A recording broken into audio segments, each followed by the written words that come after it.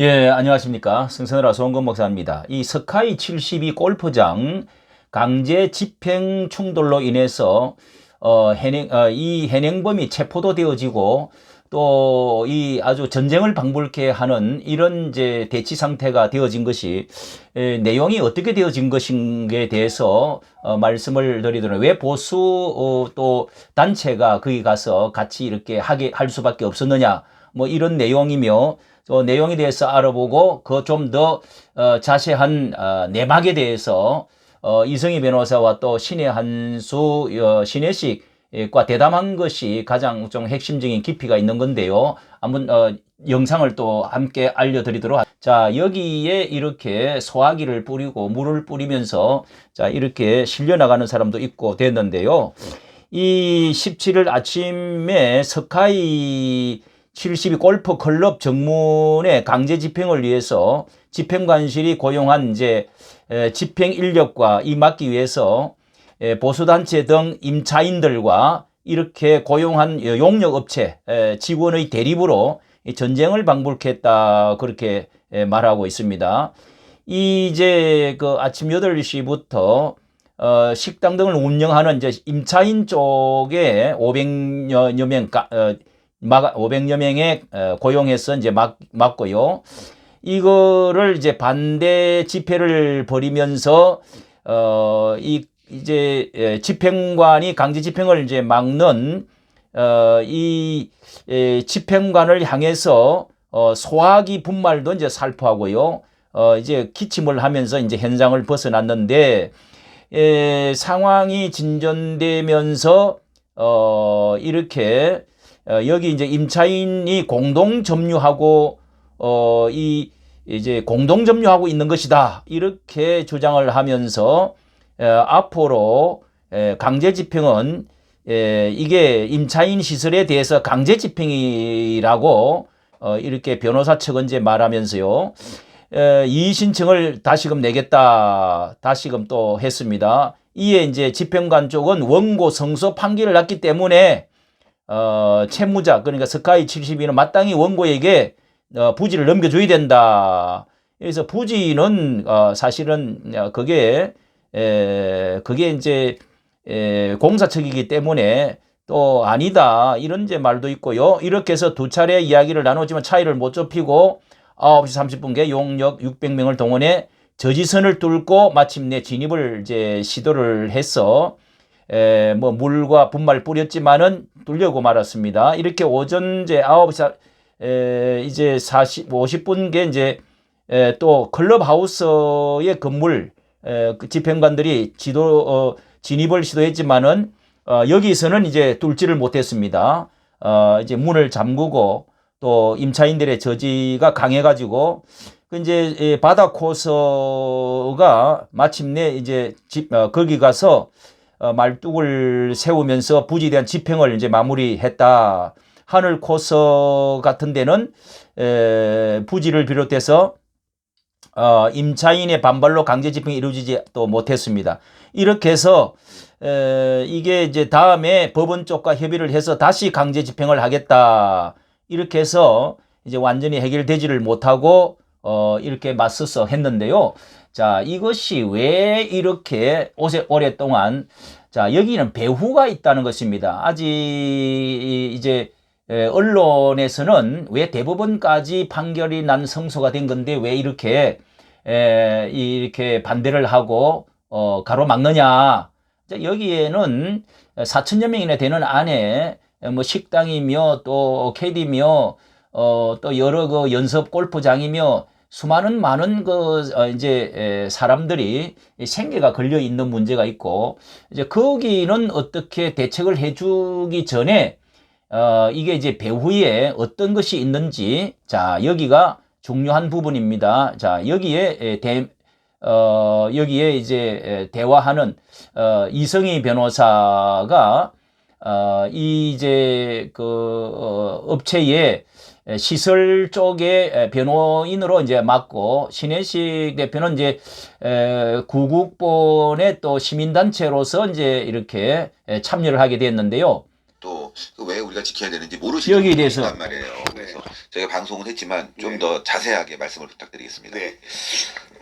여러분 그 스카이 72 사건을 저도 사실 이 사건 맡기 전에는 잘 몰랐거든요. 이 내막을 알다 보면 우리가 최근에 잘 아는 대장동 사건 있잖아요. 그렇죠. 그 이재명 대장동 사건의 등장 인물들과 똑같은 구조가 돼 있고 또 최근에는 쌍방울그룹 김성태 회장이 검거됐잖아요. 네. 태국에서. 근데 이 태국에 검거된 쌍방울 김성태 회장이 있었던 곳이 어디입니까? 태국이잖아요. 그 태국에 있는 그 태국 이스타 항공의 이상직 예. 이분이 거기에 또 만들어갖고 있죠. 개입돼 있고 그 거기에 또 누가 개입해요? 문재인 예? 그 일가. 대통령의 일가 그 사위가 거기 가서 있고 딸과 다혜가 그 사위들 이쪽에 문제가 돼 있는 업체고 바로 이 이상직이 이 쌍방울을 그 김성태와 관련돼 있고 또 이번에 그 김성태가 태국에서 검거되고 나니까 의형제라고 하는 배상윤이가 예, 배상윤. 교육한다고 하잖아요. 그래서 이 사건을 보니까 이 배상윤 그다음에 김성태 여기가 첫 번째 이 대장동 사건처럼 그 규모를 훨씬 뛰어넘죠. 첫 번째 뭘 먹었습니까? 알펜시아를 먹었죠. 그렇죠. 1조 7천억짜리를 실제로 보면 4천억에 먹은 거거든요. 예, 배상윤이가. 예. 그 배상윤이가 뭐 한 사람이야? 호남 예, 쪽 배상윤이가 먹은 김성태는 게 어디예요? 전주 족북이죠. 이 그다음에 강원도의 알펜시아, 이상지가 전주 사람. 전주고 출신. 김현미 또 전주고. 전주.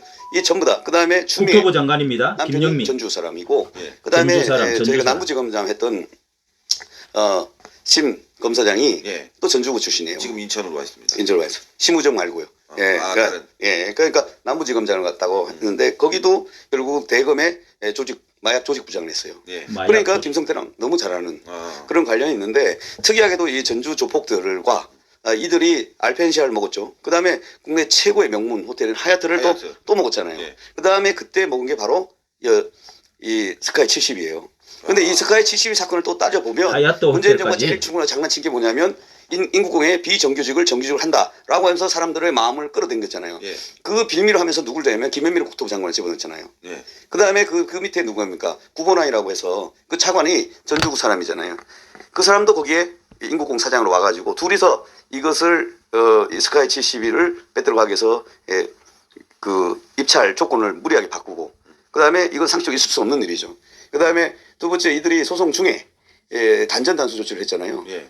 이 단전 단수라고 하는 것이 하면 무조건 이건 업무 방해예요. 업무방해인데 그것도 무혐의했잖아. 했어요. 그걸 다시 재기 수사명이 떨어질 수밖에 없는 것도 이 정권 수사잖아요. 예. 문재인 정부에서 재기 수사명령 내려졌던 것들이 전부 다 무혐의 됐던 게 재기 수사명령 떨어지고 있는 사건입니다. 그래서 이 사건을 가만히 보니까 왜 이 난리가 벌어지나 이게 상식적으로 보면 단순한 사건이 아니라 이 문재인 정부에서던 내장동 게이트 그다음에 여기가 스카이 72 게이트가 되는 거죠. 그래서 이것이 한 개인의 문제가 아니라 지금 많은 애국 성도들이 결국 이 사건은 이 단순한 문제가 아니고 정권 비리 차원의 문제고 더 나가서 인천공항이라는 곳을 여기는 보안 시설이잖아요. 예. 그러면 또 이번에 무인 항공기 또 왔다 갔다 하는데 그 정보도 또 문제가 일어나잖아요. 예. 그러니까 그 문제도 있고 그다음에 입찰 비리가 예, 그 전파를 이제 그 비행장에서 가장 가까운 쪽으로 이제 거기가 이렇게 관련이 돼 있다는 것입니다. 된 것도 문제가 크기 때문에 이 사건은 점점 파고 가다 보면 지금 우리가 아는 이재명, 김성태,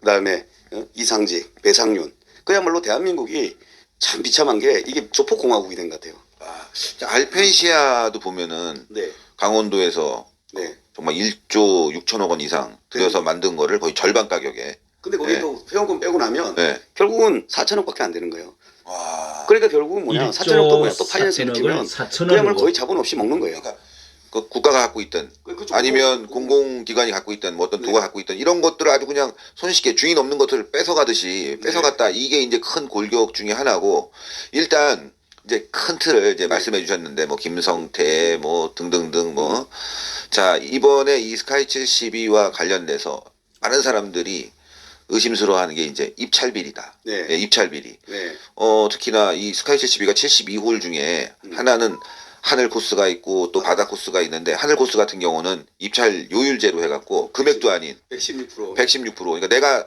번 돈보다 116%, 16%나 더 내겠다. 네. 아 이렇게 되면 그 사업자는 뭐가 남습니까? 사업자가 문제가 아니라요. 제일 그게 문제면 세입자가 문제예요. 세입자들 그러면 사업자는 자기가 100억 매출인데 116억을 주겠다. 아니, 그럼 어떻게 입찰이 되죠? 이거는 보통 입찰을 하면은 맨 위에 올라오는 이상한 금액은 자르고. 예, 이게 입찰은 원칙적으로 상식적으로 봐도 제일 많이 써낸 사람이 하게 되는데 이걸 바꿔가지고 효율제를 끼워 넣었다는 겁니다. 효율제를 끼워 넣어가지고 수입에 뭐 이제 100억이면은 116억을 나는 주겠다. 뭐 이런 식으로 이제 해가지고 거기다가 또 등수가 또 이제 잘못된 거를 이제 또 세 번째 자가 거기다가 이제 자르고. 고소를 문제를 민생상 삼았다는 하는 것도 겁니다. 자르고. 자르죠. 예, 그리고 합리적인 금액으로 입찰을 봐야 되는 건데 이거 너무 황당해요. 그렇죠. 예. 그 내용을 제가 또 살펴봤는데 이게 그 요율제를 만드는 과정도 결국은 다 조작된 내용이에요. 네. 이거는 많은 분들이 이제 의문점을 가지고 있는 부분인데 요거는 좀 변론을 좀 하고 예, 그 부분은 어쨌건 116%가 이상하다. 이거 그러면 말하는 그 116%가 말이 안 되는 거죠. 네. 그다음에 실제로 저야 요율제를 하더라도 임대를 더 주는 업체가 있었어요. 예, 그렇죠. 그 1등 업체가 있단 말이에요. 네. 그러니까 400억 가량 준다 그래요, 그 사람은. 근데 300억짜리를 어떻게 2등을 1등 당선시키냐고요. 그 요율제 함정이죠. 사기죠, 사기. 아니 그러니까 요율제 안에서도 그러니까 그게 사기예요. 그러니까 요율도 사기인데 요율제 안에서도 결국은 임대를 더 주겠다는 업체가 있는데도 탈락시켜요. 빼버리고. 그 업체가 또 소송을 했어요. 그렇죠. 네, 그게 자기들이 해놓으니까 맞는 사람은 떨어진 거죠. 집어넣어. 네. 그래서 이거는 결국 뭐냐면 저희가 거기서 또 이제 소송이 또 이제 제시를 한 겁니다. 네. 한다고 해서 참 감사한 게 강제표를 하게 되면 전 언론사가 보는 거예요. 예. 그럼 빛을 비춰보면 이 안에 더러운 것들이 다 보인다. 다 보이니까 너무 좋은 것 같아요. 근데 이 언론들이 문제가 말이죠. 이렇게 많이 네. 노출이 되고 관심 사항인데도 불구하고 인천국제공항 편에 서서 보도가 많이 나오고 있어요. 마치 지금 스카이 72가 안 나가고 있다. 그건 예. 말이 안 되는 거죠. 예, 그 부분이 이제 궁금해요. 아까도 이제 제가 와서 취재하다 보니까 이거 법원에서 집행하는 거다. 아, 당연히 나가야 된다. 이런 얘기를 하고 있어요. 그래서 제가 오늘 이제 많은 기자들이 저한테 전화가 왔어요.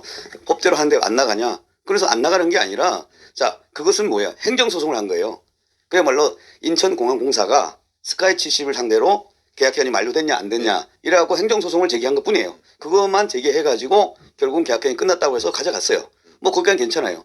근데 저희가 지금 현재 문제되는 것은 뭐냐면 여기에 모든 스카이 70 운영하는데 자 보시면 식당도 누가 하고 있어요? 매점이 있죠. 매점 있죠. 그다음 매장도 따로 있죠. 예. 그다음에 코스 관리 따로 하고 있죠. 전산망도 저희들이 같이 통제하고 있어요. 전산망. 그러니까 이건 스카이 70가 운영하는 게 아닙니다. 그래서 내일 강제집행이 와도 저희가 이 점유자 그러니까 세입자들은 세입자. 민사소송 제기 당한 바가 없어요. 지금 인천공항공사가 기자들 통해서 하는 말이 앵무새처럼 하는 말이 있어요. 아니 KX에서 입찰 승계한다 그러더라. 그래서 내가 기자분한테 얘기한 거예요. 자 그러면 승계한다고 말 한마디 한 적이 없어 우리한테. 전화 연락이 온 적이 없어요. 예. 유일하게 연락 온 게 단전 단수한 거예요. 단전 단수가 연락 온 거예요. 단전 단수 그거 사실 한전이나 네. 그다음에 수자원공사 네. 여기서 해야 되는데 왜 공사가 단전 단수래요? 그거 하면 안 되죠. 법대로 해야죠. 그렇죠. 그래서 내일 오면 사실은 안 될 거 알고 있어요. 왜냐하면 성계를 거기가 소상공인들 입점자들의 성계를 한다고 그랬지만은 말만 그렇게 해서 실질적으로는 쓴거나 합의 본 게 없다는 거죠. 거기다가 이제 단수 전기와 물을 끊어버렸다는 거. 여기 이제 불법이 됐다는 것입니다. 들어보십시오. 어제 대대적으로 뭐 연합 YTN에 뭐 17일 날 강제평 예고 운명의 날이 왔다 이렇게 떠들잖아요. 네. 그 말은 강제평을 못 한다는 얘기예요. 아니 우리가 6.25 전쟁하면서 광고 내일 아침에 전쟁이다 새벽에 전쟁이다 그리고 전쟁하는 경우가 어디 있어요? 강제집행의 제일 핵심이 뭔지 아세요? 몰래 하는 거예요. 몰래. 근데 이거 떠드는 건 뭐야? 그렇지 사랑제일교회도 보면 몰래 하고 몰래 하는 거예요. 저희가 사랑제일교회 사건을 했는데 그때 할 때도 보면 정보전이에요. 누가 몇 시에 들어오냐 이 정보를 알게 되면 어떻게 해요? 막을 수 있죠. 그러니까요. 근데 이게 다 한다고 광고한다는 얘기는 뭐냐? 제가 보기엔 쇼를 하는 것 같아요. 그렇죠. 예, 이게 못한다는 걸 알고 있어요. 그래서 결국은 두 가지 생각이 있는 것 같아요. 여기 와가지고 이제 스카이 72의 그 강제집행 비용 부담을 자, 이까지 듣도록 하겠습니다. 자, 이것은 하나의 보수주의자들이나 일반 시민들이 관여를 하게 한다는 이유는 이것이 너무 이 정권이 이제 그 이재명 씨가 당선이 될 줄로 알고 문재인 쪽에 또 이상직 그리고 앞전에 있었던 이제 문재인의 그 사위와 딸이 그 이상직 그 비행기 무슨 비행기 이제 지금 그런 것에 이제 결탁이 돼 가지고 문제가 일어났었죠. 그래서 어디로 갔습니까? 저기 태국으로 다들 이제 갔은 등 아닙니까? 지금 김성태도 태국에서 왔죠.